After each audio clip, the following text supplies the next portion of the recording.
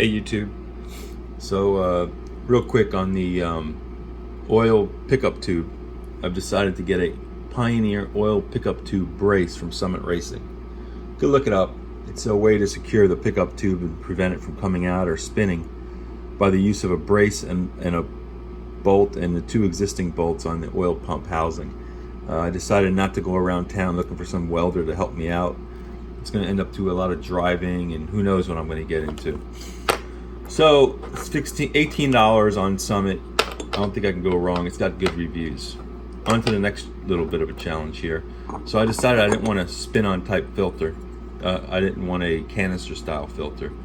So I'm going to ditch this older style, which is 66 and older, bypass valve assembly, and opt for a Fram spin-on adapter kit for 66 and older vehicles.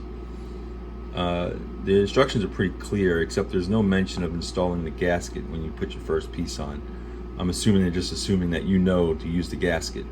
So I'll make sure I use the gaskets that's not mentioned in the instructions, and I'll probably use some sealer on that, some gasket sealer.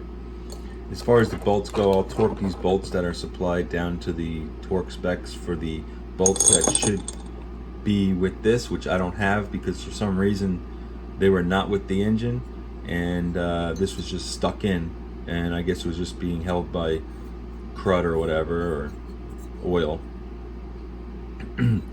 So this bypass valve, you're pretty much ditching this when you put this on, but if used with this type of filter, this particular filter or very similar filters, I think there's a list of a few filters, and then there's the replacements for higher end. You have bypass abilities through the filter itself. That's my understanding. Anybody else can chime in on that. So the instructions are pretty clear on this, how it goes together.